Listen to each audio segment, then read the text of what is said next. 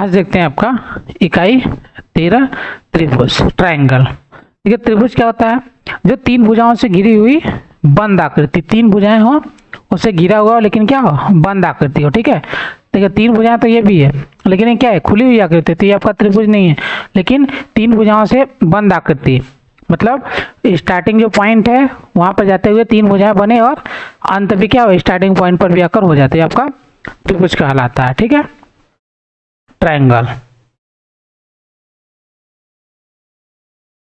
तो इसमें देखिए इसमें क्या क्या पढ़ना आपको, त्रिभुज के प्रकार, त्रिभुज की रचना, आकृतियों की सर्वांग समता, त्रिभुजों की सर्वांग समता, आकृतियों की समरूपता और त्रिभुज की समरूपता। ठीक है, इतना सारा टॉपिक आपको पढ़ना है। चलिए इसमें देखते हैं, आपका सबसे पहला टॉपिक दिया है त्रिभुज। त्रिभुज को हमने बताया तीन भुजाओं से घिरी हुई बंद आकृति को क्या कहते हैं, त्रिभुज।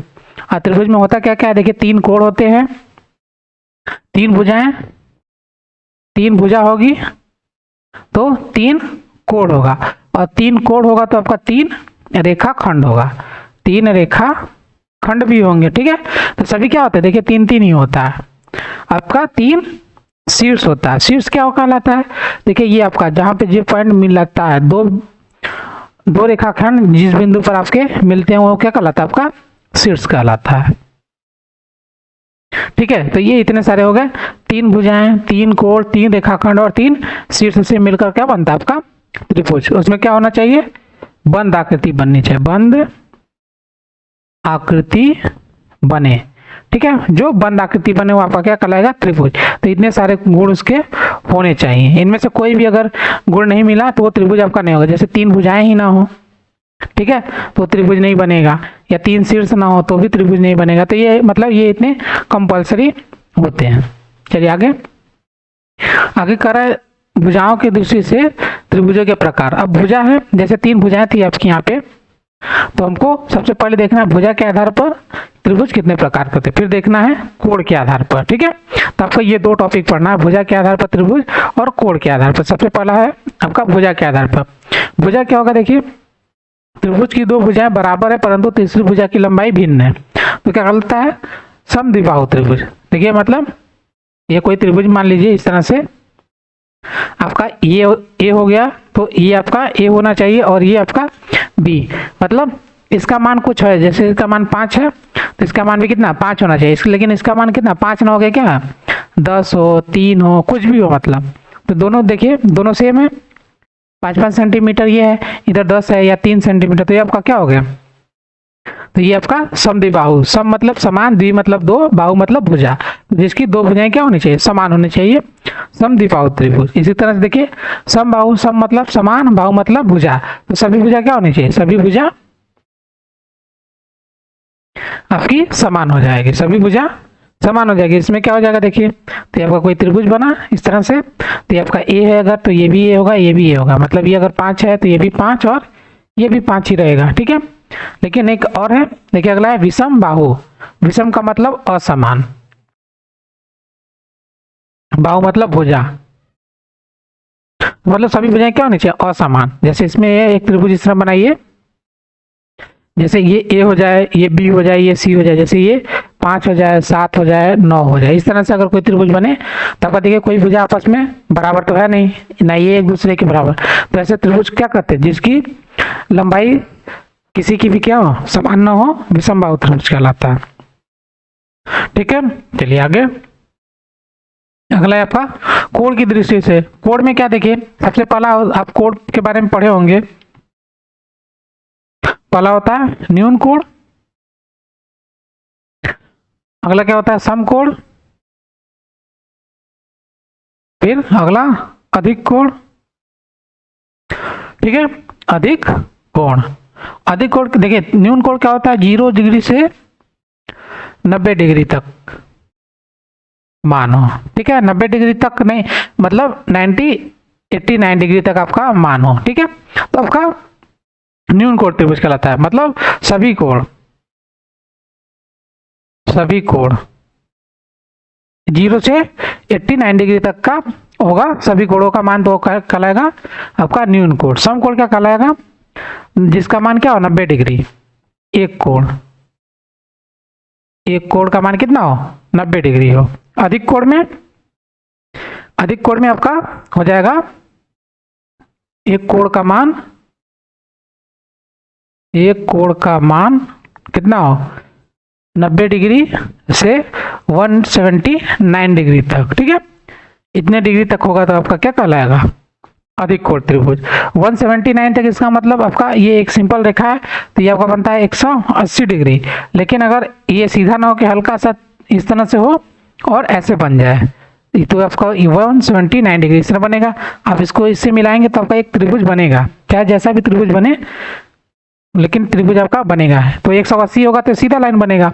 तो जो तीसरी रेखा है आपका वो इसको तो काटेगा ही नहीं ना कभी। तो मान लीजिए यहाँ पर है और तीसरी रेखा, ये रेखा तो सीधी जाएगी और ये बनेगा तो क्या होगा, ये कभी मिलेगा ही नहीं, ये कोण बन जाएगा सिर्फ, ठीक है। तो ये चीज होता है। तो इसमें देखिए क्या होता है, तो इसमें न्यून कोण त्रिभुज में क्या होता है, देखिए न्यून कोण में सभी भुजाएं क्या होती है, ये सभी कोण आपके 90 डिग्री से कम होते हैं। जैसा कि इसमें हमने बताया सभी कोण क्या होंगे, 90 डिग्री से कम होंगे।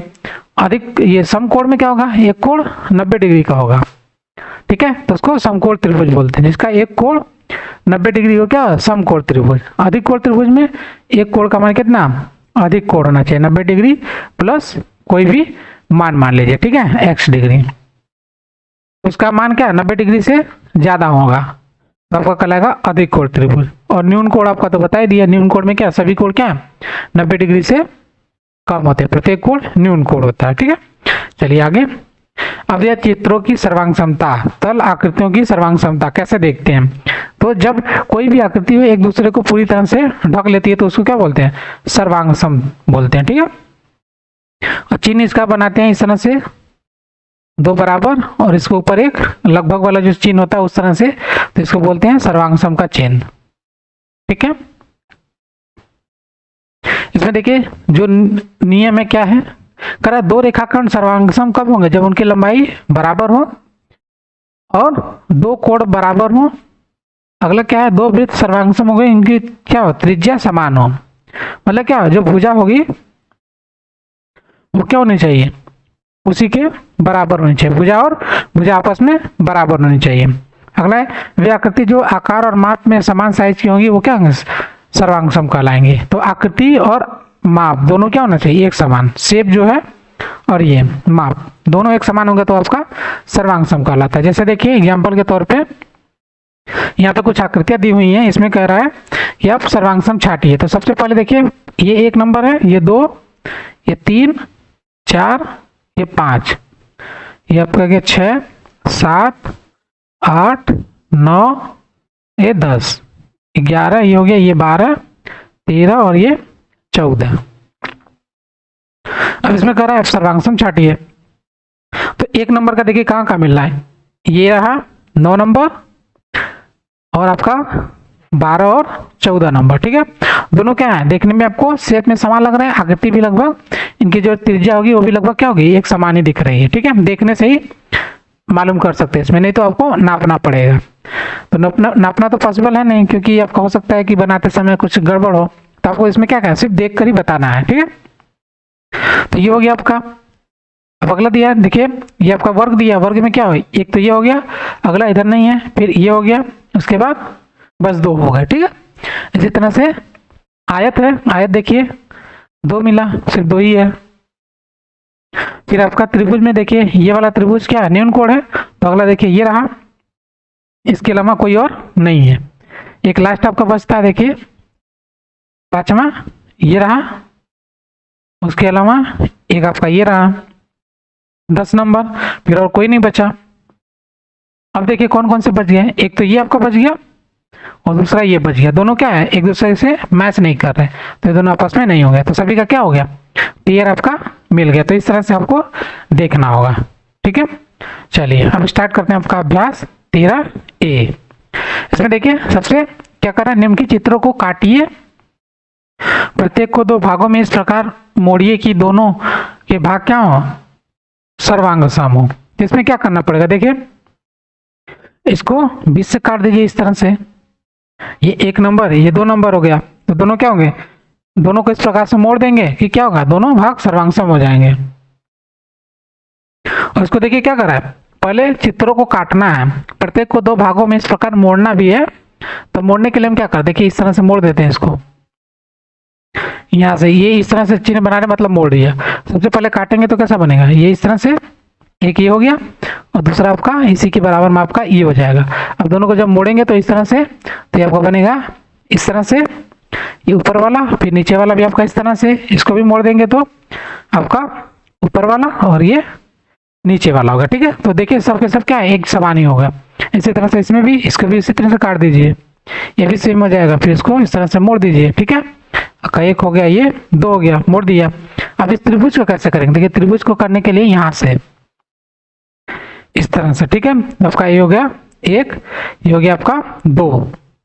और अगला क्या कर सकते हैं, देखिए तो ये आपका दो भागों में काट दिया है, इसको सिर्फ मोड़ा ही है, काट नहीं पाए। काटेंगे तो देखिए आपका एक त्रिभुज इस तरह से बना, ये रहा। अगला त्रिभुज आपका ये बन गया। अब इसको क्या करा है, चित्र को हमने काट दिया, अब दो भागों में उसको मोड़ना भी है। मोड़ेंगे कैसे कि आपका सेम बने, तो मोड़ने के लिए आपको दो भाग में मोड़ना है। तो दो भाग में हम कैसे मोड़ सकते हैं, ये दो भाग में आपका नहीं मोड़ रहा है, तो आपका ये बस ये ऐसे ही बनेगा। ठीक है, आपका ये काट भी दिया है और यहाँ पे मोड़ भी दिया है। इसी तरह इसमें देखिए त्रिभुज, ये वृत्त है, वृत्त में तो आप चाहे जैसे करिए, तो एक हिस्सा आपका ऐसे बनेगा, ठीक है, आधा बनेगा जैसे आपका ये इस तरह से, ये ऐसे बन जाएगा।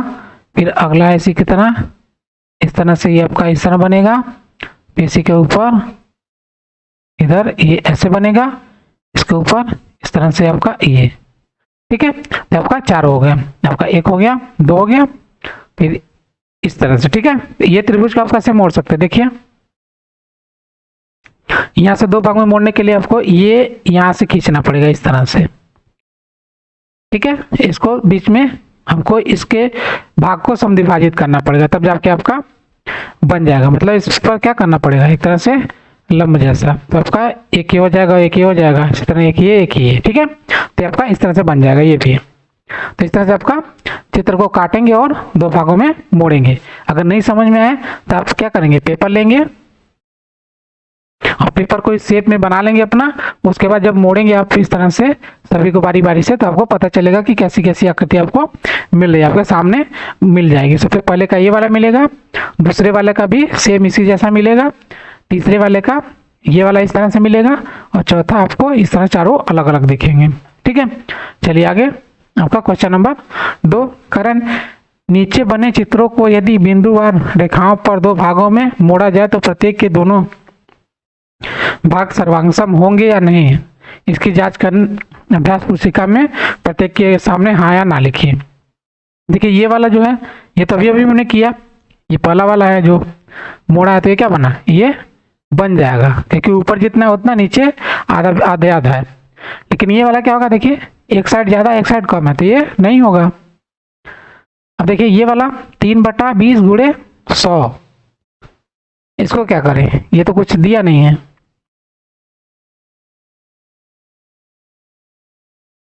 देखिए ये तो अंकों में है, तो इसको आप कहीं से भी मोड़ेंगे तो आपका नहीं ही होगा, क्योंकि अंक का तो हमको करना नहीं, हमको चित्र का बोल रहा है, तो चित्र तो इसमें है नहीं, तो ये सीधे सीधे नहीं लिख देते हैं। और ये वाला देखिए वृत्त है, वृत्त को बीच से काटा, तो ये क्या हो जाएगा, हाँ हो जाएगा।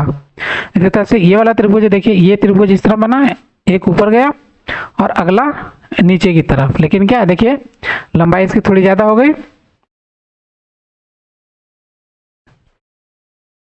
ये जो है इस पर 90 डिग्री का कोण बना रहा है। ठीक है, और इधर भी 90 बन रहा है, तो एक तो आपका ये वाला हो गया भुजा और दूसरा भुजा ये वाला हो गया, तो दोनों क्या हो गए देखिए एक समान। ये वाला भी इसके बराबर है और इसका मान तो दिया नहीं, लेकिन देखने से क्या लग रहा है, लग रहा है कि सर्वांगसम है, तो ये हाँ कह देंगे इसको भी। ये भी देखिए सेम है, ये भी हाँ हो जाएगा। क्यों, क्योंकि देखिए ये वाला हिस्सा हटा देंगे तो क्या आधा हिस्सा तो बचा ना त्रिभुज का, तो आधा हिस्सा ये त्रिभुज का, आधा हिस्सा ये वाला। इसी तरह से इसमें देखिए इस वाले में क्या है, देखिए ये वाला इधर नीचे की तरफ चला गया, लेकिन जब का दूरी है इधर वाले का हिस्सा थोड़ा ज्यादा लग रहा है, तो ये आपका नहीं होगा। अगर माप एक्चुअल में दिया होता है यहाँ कितना है, ये कितना है, तो आपका भुजा का माप देखकर हम बता सकते थे। इसमें आपको सिर्फ देखकर ही बताना है, तो इसका उत्तर क्या हो जाएगा, नहीं हो जाएगा। ठीक है, चलिए आगे आपका क्वेश्चन नंबर 3, करण निम्नलिखित त्रिभुजों को उसके कोणों के आधार पर वर्गीकृत कीजिए। देखिए इसका कितना है, ये 28 डिग्री, 120 डिग्री और 32 डिग्री। देखिए अधिक कोण इसमें मिल गया, तो सबसे पहले क्या हो जाएगा,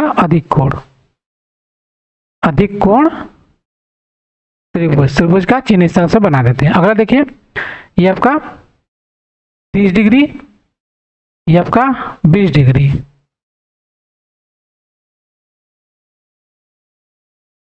ये आपका 70 डिग्री है। ठीक है, ये आपका 20 डिग्री है,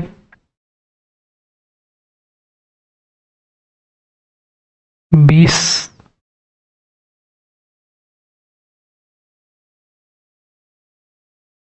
ठीक है, ये आपका 20 डिग्री, 70 20 90 हो गया, तो ये 90 डिग्री। तो ये क्या बना, आपका समकोण बना, समकोण त्रिभुज। अगर ये 90 डिग्री ये अगर मतलब कम होता तो आपका क्या बन जाता, न्यून कोण। ठीक है, तो दोनों ये 90 डिग्री एक बीच में अगर एक भी मिल गया तो क्या होगा, समकोण बन जाएगा। ठीक है, अब देखिए इसमें क्या है, एक 90 डिग्री है, बाकी क्या है, एक 60 है, एक 30 है, तो क्या बन गया आपका, ये भी समकोण त्रिभुज हो गया। ठीक है, इस तरह से। यहाँ देखिए कंफर्मेशन नहीं है कि आपका कितना था, तो यहाँ पे जो दिख रहा था उसके हिसाब से आपका समकोण आ रहा है। हो सकता है ये न्यून कोण भी हो, ये आपका 70 हो, ये आपका 30 डिग्री अगर दे दे, ये 70 डिग्री दे दे, ये 30 डिग्री, तो हो जाएगा ये आपका 80 डिग्री। उस केस में आपका ये न्यून कोण बनेगा। अगर ये वाला दिया होगा तो ये आपका समकोण बनेगा। ठीक है, तो इस तरह से आप देख लेंगे इसको जो भी आएगा। चलिए अगला क्वेश्चन नंबर 4, करना निम्नलिखित त्रिभुजों को उनके भुजाओं के आधार पर वर्गीकृत कीजिए। तो भुजाओं के आधार पर किसी त्रिभुज को वर्गीकृत करना है तो सबसे पहले ही बता दिए कैसे उसको वर्गीकृत किया जाएगा, भुजाओं के आधार पर। देखिए ठीक है, ये आपका भुजाओं के आधार पर वर्गीकृत करने का हो गया। त्रिभुजों के प्रकार क्या होते हैं भुजाओं के आधार पर, तो ये आप तीनों लिख लेंगे, 1 2 और 3। कौन कौन से हो जाएंगे, आपका हो जाएगा पहला समबाहु त्रिभुज, दूसरा हो जाएगा क्या, विषमबाहु त्रिभुज, और आपका तीसरा हो जाएगा सम द्विबाहु त्रिभुज। ठीक है, तो ये आपका 3 इस तरह से हो जाएंगे। इसकी परिभाषा जो है आप वहां से लिख लेंगे। चलिए आगे क्वेश्चन नंबर 5 दिया है, नीचे 2 रेखाखंड दिए गए हैं, दोनों क्या सर्वांगसम है। A B 4.5 centimetre, C D की लंबाई कितनी है।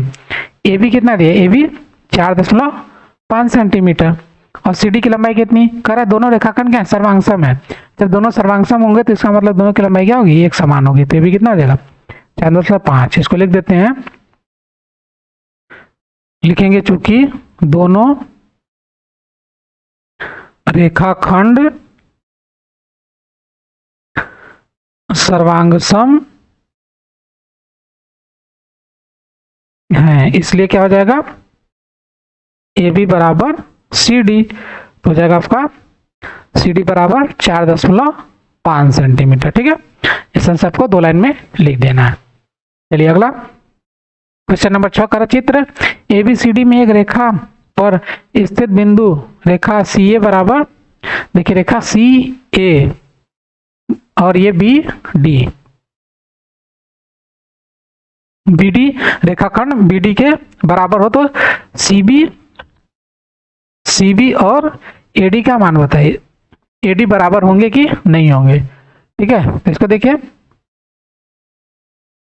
यहां पे लिखते हैं चूंकि सी ए ऊपर इस तरह से बनाएंगे तो रेखाखंड हो जाएगा बी डी, रेखा दोनों आपस में बराबर है। ठीक है, इस तथा सी बी रेखा एंड एडी रेखा, एडी रेखाखंड क्या है,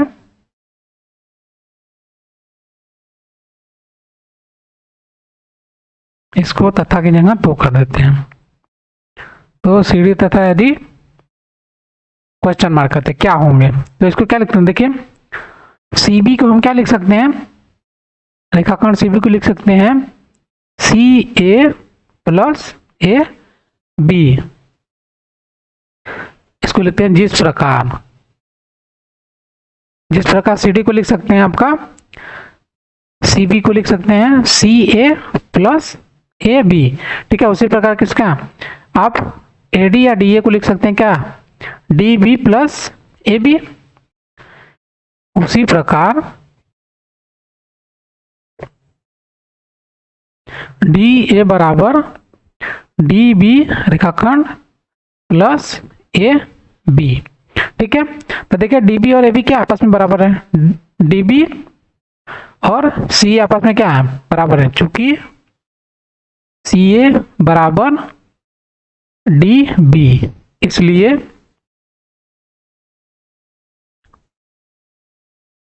इसको क्या करते हैं, एक समीकरण एक और इसका समीकरण दो लिख लेते हैं। समीकरण एक तथा समीकरण दो से, समीकरण एक और दो से क्या करेंगे, देखिए दोनों के मान को क्या करते हैं, रिप्लेस कर देते हैं। यहां पे हो जाएगा क्या आपका सी बी बराबर सी ए का बा सी ए रेखाखंड प्लस ए बी रेखाखंड, और डी ए रेखाखंड बराबर का डी बी रेखाखंड प्लस ए बी रेखाखंड। इसको हम क्या करते हैं, सिंपल इन दोनों को सी बी और डी ए, देखिए ये पूछ रहा है ना, सी बी और डी ए दोनों को घटा देते हैं, दोनों को माइनस करेंगे तो ये भी आपका क्या हो जाएगा, इसको भी क्या करते हैं सी ए लिख देते हैं, क्योंकि सी बी रेखाखंड बराबर ये सी ए रेखाखंड बराबर आपका होगा डी बी के, ठीक है। इस तरह से तो आपका देखिए ये भी माइनस कर देंगे तो आपका सी बी रेखाखंड माइनस डी ए रेखाखंड बराबर क्या हो जाएगा, देखिए ये पूरा का पूरा क्या है जीरो हो जाएगा, इसलिए सी बी रेखाखंड इसको उस साइड भेज देते हैं आपका डी ए रेखाखंड, ठीक है। तो इस तरह से आपका दोनों क्या होंगे, ये भी बराबर हो जाएंगे, ठीक है। दोनों रेखाएं भी क्या होंगी बराबर होंगी। इस तरह से आपको कर लेना है इसको भी, ठीक है। थोड़ा कैलकुलेशन हमने कर दिया है इसमें, ताकि आपको रीजन तो पता हो लेकिन आता कैसे है ये भी आपको एक्चुअल में दिखे, उसके लिए हमने ये थोड़ा सा इक्वेशन बना के इसको इस तरह से सॉल्व कर दिया। तब इसको देख लेंगे, घटाते हैं इस तरह से, इसमें घटा देंगे दोनों को तो आपका वैल्यू मालूम हो जाएगा। चलिए आगे, नीचे बने चित्र में कोण ए ओ बी बराबर है कोण सी ओ डी के। तो करें तो क्या कोण ए ओ सी ये वाला कोण बराबर होगा कोण बी ओ डी के, इस वाले कोण के क्या बराबर होगा या नहीं, ठीक है। तो इसमें क्या लिखेंगे, देखिए ये दोनों क्या है आपका चतुर्भुज जैसा है, तो इसको छोड़ दीजिए, आपको सीधे इसमें देखना है। तो देखिए ये कितना है 180 डिग्री का बन रहा है, ये भी कितना है 180 डिग्री का ही बन रहा है। तो इसको लिख सकते हैं, चूंकि थोड़ा सा साइड में कर लेते हैं, इसको लिख सकते हैं चूंकि कोण ए ओ बी बराबर कोण सी ओ डी, ठीक है। इसलिए कोण ए ओ बी बराबर कोण सी ओ डी, ये बराबर हो गया आपस में, इसलिए कोण ए ओ सी बराबर कोण बी ओ डी। क्यों, रिजु कोण है। एक लाइन और लिखते हैं, क्योंकि ये एक सरल रेखा पर कोण बनाते हैं, ठीक है। तो इसलिए आपका क्या हो जाएंगे आपस में बराबर हो जाएंगे। इस तरह से आपका दो लाइन में आंसर हो जाएगा, ठीक है। चलिए आगे आपका अगला टॉपिक है त्रिभुजों की सर्वांग समता। इसको देखेंगे आपका नेक्स्ट वीडियो में। तब तक के लिए धन्यवाद। हमारे चैनल पर वीडियो देखने के लिए धन्यवाद। ऐसे ही और वीडियो देखने के लिए प्लीज हमारे चैनल को लाइक, सब्सक्राइब करें और बेल आइकन को प्रेस करें, जिससे हमारी हर वीडियो की नोटिफिकेशन आप तक पहुंचे। वीडियो को अपने दोस्तों को भी शेयर करें। धन्यवाद।